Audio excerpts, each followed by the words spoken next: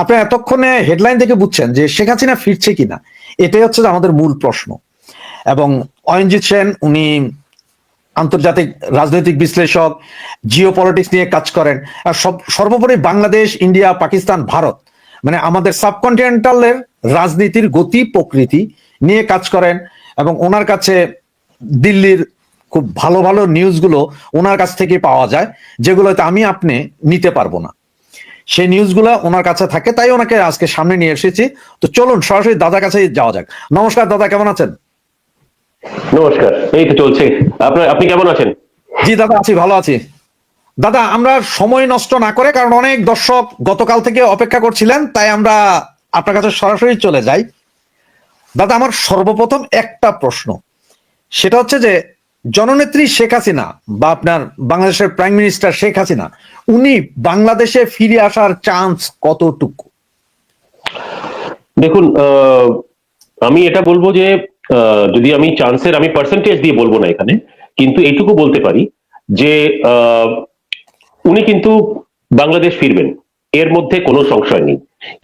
এটা আমি পুরো দৃঢ়তার সাথে, পুরো রেসপন্সিবিলিটির সাথে বলতে পারি।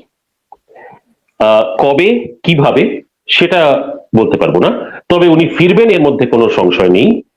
এবং এইটুকু বলতে পারি যে যতদূর একটা, আমার মনে হয় একটা লাইন বললে জিনিসটা খুব ক্লিয়ার হয়ে যাবে, হাসি মুখে ফিরবেন। আশা করি সেটাতেই উত্তরটা পেয়ে গেছেন। দাদা, কবে কখন ফিরবেন সেটা আপনি বলছেন যে বলতে পারবেন না, আসলে কি বলতে পারবেন না, নাকি আপনি টেকনিক্যালি এড়িয়ে যাচ্ছেন ব্যাপারটা? আম, এটা একদম আমি আমি বলবো না, আমি এটা এটা এটা আমি বলতে পারবো না। আহ, কিন্তু এইটুকু বলতে পারি যে উনি ডেফিনেটলি দেশে তো ফিরবেন, এবং যেটা আমি বললাম হাসি মুখে ফিরবেন, এর মধ্যেও কোনো সংশয় নেই। কিন্তু কবে কিভাবে এগুলো আমি বলতে পারবো না, এগুলো আমার এগুলো বলতে বলা বলা যাবে না আমার। তো সেটা আমি বলতে পারবো না, কিন্তু আমার মনে হয় আহ মানে এটা হবে সেটা নিশ্চিত, কোনো বিষয় নেই। একটু সময়ের অপেক্ষা, এইটুকু বলবো, সময়টার অপেক্ষা করতে হবে, কবে বলতে পারবো না। হ্যাঁ। ধন্যবাদ দাদা। দাদা, ভারতে শুরু হচ্ছে বিভিন্ন দেশের নিরাপত্তা বিশ্লেষকদের বৈঠক, আবার বাংলাদেশে ইসলামী জঙ্গিরাই শেখ হাসিনাকে দেশে ফেরার আন্তর্জাতিক পথ তৈরি করছে। এই বিষয়টা নিয়ে আসলে আপনার মতামত কি, বা পারবে কিনা? দেখেন, এক নম্বর কথা হচ্ছে যে আন্তর্জাতিক যে ল গুলো আছে সেই ল এর হিসাবে বাংলাদেশের ইন্টারিম সরকারের তরফ থেকে এরা যতই যা চেষ্টা করুক, আহ, সেটা তারা করতে পারবে না, এক নম্বর। দু নম্বর, আহ, জঙ্গিবাদ, আমি যেটা বলবো যে এই মুহূর্তে বাংলাদেশ একটি জঙ্গিবাদের মানে হটবেড হয়ে আছে এই মুহূর্তে। সুতরাং সেই অবস্থাতে মানে বেশ কিছু জঙ্গি সংগঠন, শুধু বাংলাদেশের ভেতরের নয়, ভেতরের তো প্রচুর জঙ্গি সংগঠন আছেই, এটা ছাড়াও পাকিস্তানের থেকে যে দুটি জঙ্গি সংগঠন এই মুহূর্তে বাংলাদেশে মানে খেলে বেড়াচ্ছে, যাকে আমি কথাটা এইভাবেই বলবো, তারা অনেক কিছু প্ল্যান প্রোগ্রাম, অনেক কিছু তাদের তারা চেষ্টা করছে করার, সফল একটাও হবে না, এর মধ্যে কোনো সংশয় নেই।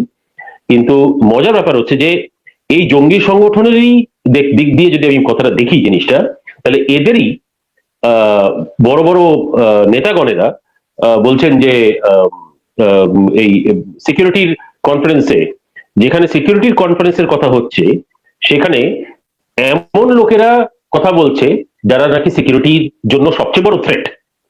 সুতরাং আমি মনে করি যে বেশি কথা বলার আগে তারা যেন নিজেদের দিকটায় আগে দেখে, চেনে, তারপরে যেন কথাটা অন্য কোনো দেশকে বলে, বিশেষ করে ভারতকে।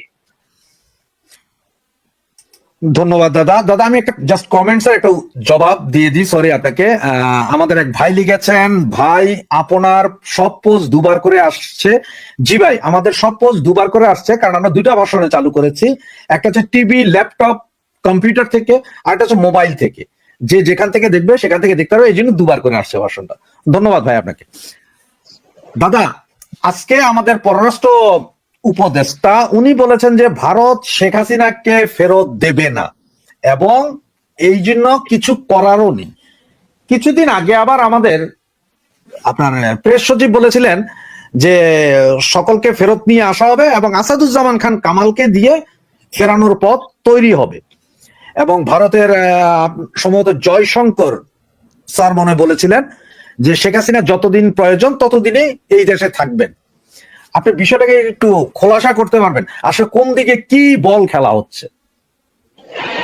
দেখুন, এটা ফুটবল মাঠের মতো, যেখানে দুটি গোলপোস্ট আছে, দুটি টিম থাকার কথা, কিন্তু এখানে 4-5টা টিম আছে এবং গোলপোস্ট সেই দুটোই আছে। যাই হোক, আশা করি যেটা বলার আমার প্রচেষ্টা সেটা কিছুটা বুঝেছেন। তা সত্ত্বেও আমি জিনিসটাকে আরেকটু ক্লিয়ারলি বলার চেষ্টা করছি। 1 নম্বর, ভারতের তরফ থেকে ভারত যেটা আমাদের ভারতের বিদেশমন্ত্রী, পররাষ্ট্রমন্ত্রী যিনি কথাটা বলেছেন, ওনার কথাটা একেবারে ক্লিয়ার, জিনিসটা এর মধ্যে কোনো সংশয় নেই। দ্বিতীয়ত, যেটা আজকে বাংলাদেশের তরফ থেকে যে স্টেটমেন্টটা এসছে যে আমরা মানে যদি ভারত হয়তো দেবে না তার, এবং আমাদের সেটা মেনে নিয়ে থাকতে হবে, এরকম ভাবেই স্টেটমেন্টটা করা। তার মানেটা এটা যে কোথাও একটা ভালোভাবে তারা বুঝতে পেরেছে যে বৃথা চেষ্টা করে লাভ নেই। চেষ্টা একটা সময় অবধি জোর গলায় বলা হয়েছিল যে ভারত দিয়ে দাও আমাদের শেখ হাসিনাকে, এরকম করে বলা হয়েছিল। আজকে সেই গলাটা অনেক নীরব, অনেক চুপচাপ ভাবে জিনিসটা বলছে, কেন কথাটা একেবারে ক্লিয়ার। কেন এটা আন্তর্জাতিক আইন মতেও নয় এবং কোনোভাবে এটা হয় না যে যে কাউকেই আমি চাই, আমাদের দেশের লোক হলে অন্য দেশে গিয়ে বসে আছে বলে আমি যে কাউকে উঠিয়ে আনতে পারবো, সেটা সম্ভব নয়। সুতরাং সেটার জন্য অনেকগুলো পরিস্থিতি, অনেকগুলো ধরনের অনেক আইনগত ভাবে অনেক কিছু আছে, অত সহজ নয়, এবং এটা আইনগত ভাবেও হওয়ার কোনো সম্ভাবনা নেই। সুতরাং উনি যেটা বলেছেন একেবারে ঠিক। তবে একটা জিনিস ক্লিয়ার হয়ে গেল যে পথে ফেরো, আমি এই দুটো শব্দ বলবো, পথে ফেরো। পথে ফেরো এই জন্য বলবো তাদেরকে, যারা ইউনিস এবং ইউনিসের টিমের যারা আছে, যে আস্তে আস্তে মাথাটায় ঢুকছে যে যতই খালি মাঠে বল নিয়ে দৌড়ো, যখন অপোজিশন টিম নামবে না, অত সহজে গোল করা যায় না। বলা এক, করা আরেক, অত সহজে হয় না। সুতরাং আমার এইটুকু আমি বলতে পারবো যে এই মুহূর্তে দাঁড়িয়ে একটু একটু করে হলেও জিনিসটা তাদের মাথার মধ্যে ঢুকে গেছে এবং জিনিসটা বুঝতে পেরেছে, ভালো হয়েছে এটা, যে অত সুন্দর করে, অত ইজি ভাবে কেউ কাউকে চাইলে পেতে পারে না, বিশেষ করে যখন এটা বাংলাদেশের প্রধানমন্ত্রী শেখ হাসিনাকে নিয়ে কথাটা হচ্ছে। সুতরাং সেই দিক দিয়ে আমার মনে হয় এটা কূটনৈতিক স্তরেও চেষ্টা করুক কি যে কোনোভাবেও কোনো লাভ হবে না, এটা বুঝতে পেরে গেছে। এটা দুটো যে জিনিস এটা থেকে আসবে। এক, দক্ষিণ এশিয়ার এই মুহূর্তের পরিস্থিতি যা, কূটনৈতিক স্তরে আমি খালি বলবো না, জিও পলিটিক্যাল স্তরে যদি আমরা দেখি, দক্ষিণ এশিয়ার এই মুহূর্তে যে অবস্থা, সেটাতে বাংলাদেশ এখন যেই টাইম বোমের উপরে দাঁড়িয়ে আছে, আমি টাইম বোম শব্দটা এই জন্য বলবো যে এই মুহূর্তে টাইম বোমের উপর দাঁড়িয়ে আছে। এই টাইম বোমটা কবে ফাটবে কেউ জানে না, কেননা বোমটা তৈরি বাংলাদেশে, যারা দাঁড়িয়ে আছে তারাও বাংলাদেশি, যেখানে দাঁড়িয়ে আছে সেটাও বাংলাদেশ।